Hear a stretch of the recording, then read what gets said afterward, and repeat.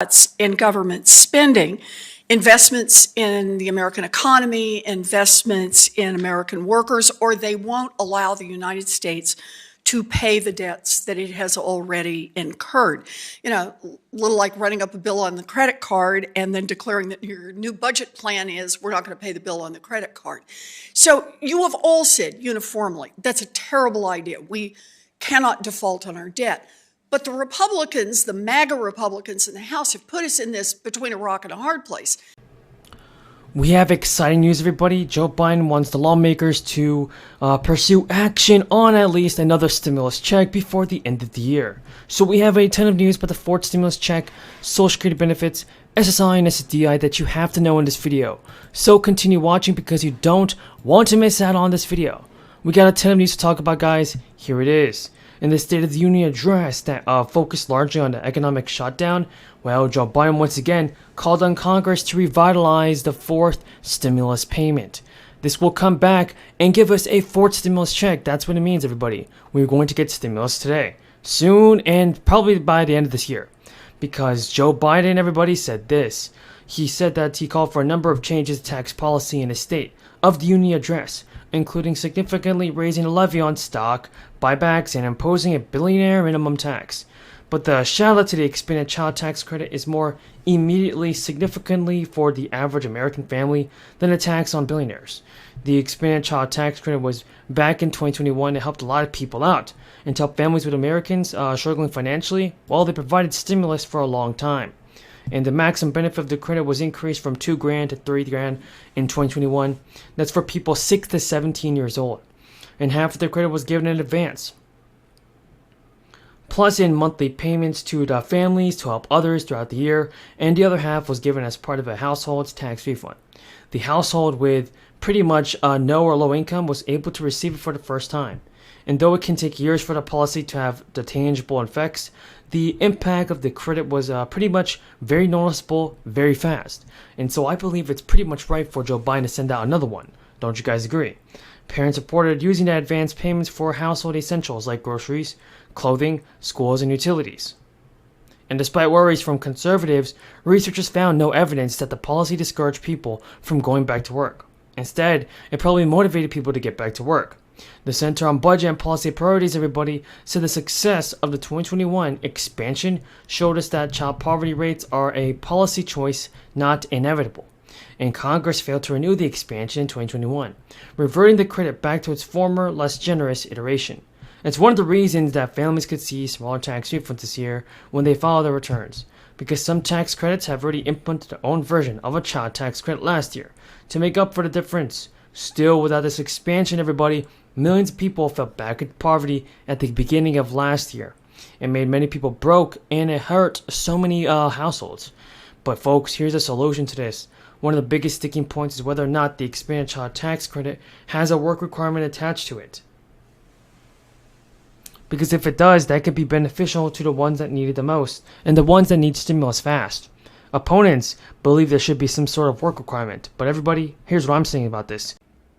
A ton of news about the fourth stimulus check, a ton of news about stimulus payments, a ton of news is here for you on stimulus checks. Joe Biden can do something about this. First of all, let's get into the most important news.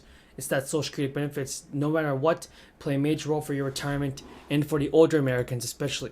Now, there could be big changes on the horizon. Social Security is facing a shortfall. A shortfall that could be catastrophic, that is. The program is paying out more in benefits than it's receiving from taxes. If lawmakers don't find a solution soon, things could get nasty.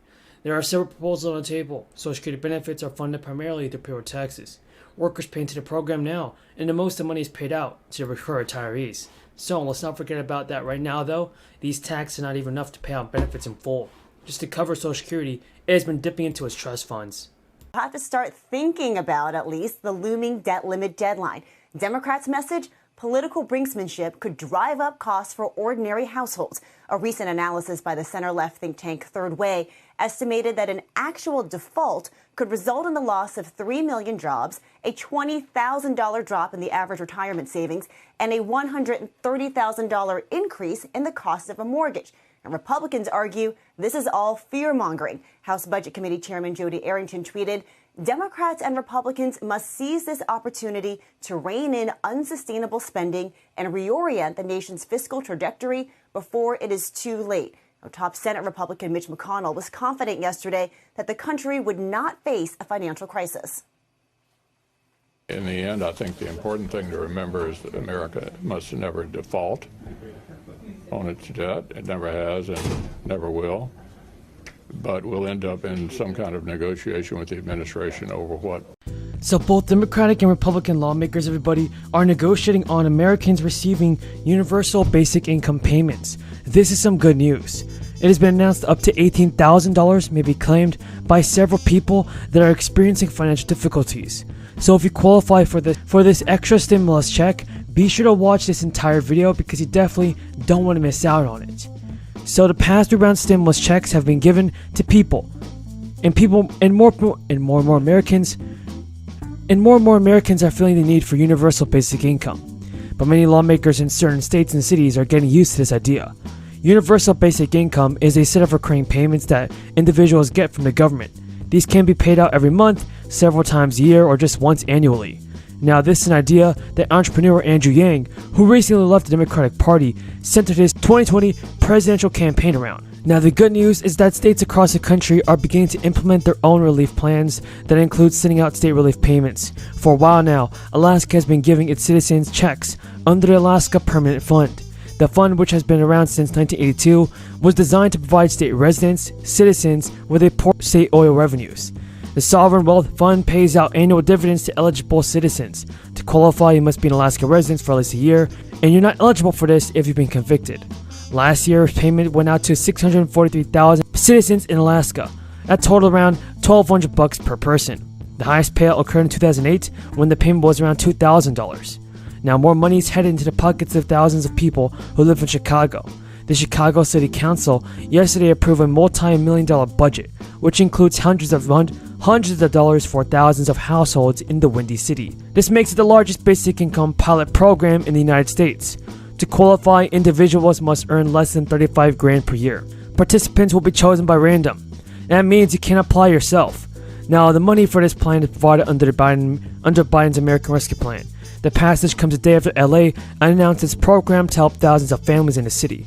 The Chicago program is meant to relieve the financial burden on families affected by the crisis. Hundreds of thousands of people in Chicago lost their jobs during the first 6 months of the crisis, and about 18% of people living in Chicago are below the federal poverty line. The mayor told people on Twitter that growing up, I knew what it felt like to live check to check. When you're in need, every bit of income helps. I definitely believe that more cities across the country should do the same thing and help out American people with more stimulus payments. If you guys agree with that, tell me in the comments down below.